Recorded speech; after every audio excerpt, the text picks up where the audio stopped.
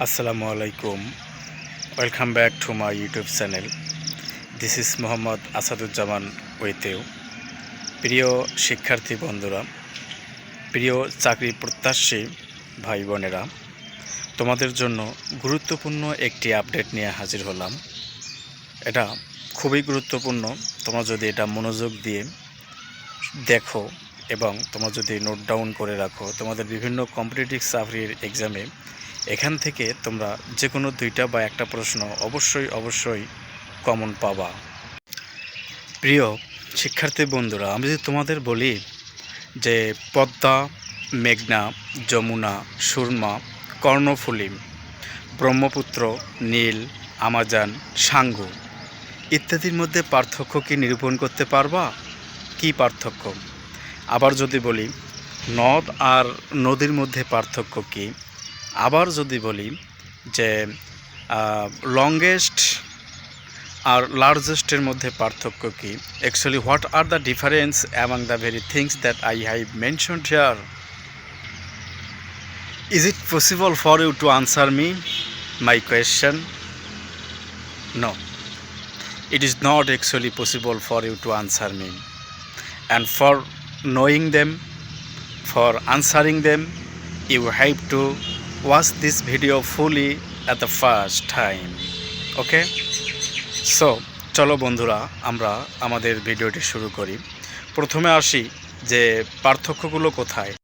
তাহলে যদি আমরা ধরে নেই যে নদ ও নদীর মধ্যে পার্থক্য কোথায়, কথাবার্তার মারপ্যাচে আমরা বলতে পারি যে যেগুলো নদীর নাম অর্থাৎ স্ত্রীবাচক, আর তার মানে যে নদীর নামগুলোর পরে আ যুক্ত থাকে, উ যুক্ত থাকে, ই যুক্ত থাকে, সেগুলো স্ত্রীবাচক শব্দ।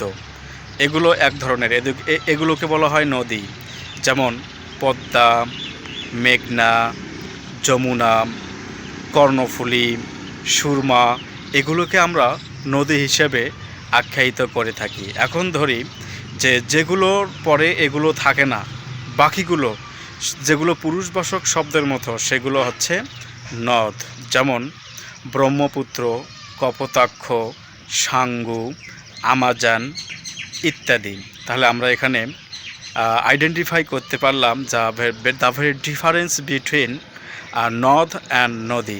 ওকে বন্ধুরা, আমরা এখন আসি একটু আর একটি দিক বিবেচনায়। তা হচ্ছে what is the difference between the very word longest and largest.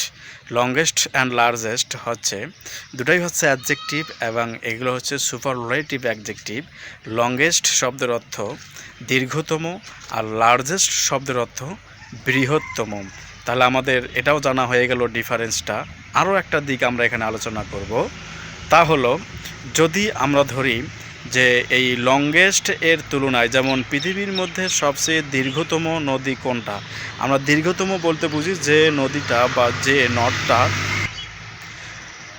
সবচেয়ে বেশি পথ পাড়ি দিয়েছে। যেমন বাংলাদেশের এই দৃষ্টিকোণ থেকে সবচেয়ে দীর্ঘতম নদী হচ্ছে মেঘনা, আর পৃথিবীর দৃষ্টিকোণ থেকে সবচেয়ে বেশি পথ পাড়ি দেওয়া নদী হচ্ছে নীল।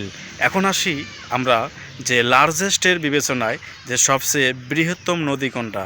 বাংলাদেশের কথায় এখন বৃহত্তম নদী কাকে বলে, লার্জেস্ট নদী কাকে বলে, আমরা এটা বুঝবো যে যেখানে প্রতি সেকেন্ডে সবচেয়ে বেশি ঘনমিটার পানি প্রবাহিত হয়। এই দৃষ্টিকোণ থেকে আমরা লার্জেস্ট নদী তুলে ধরব।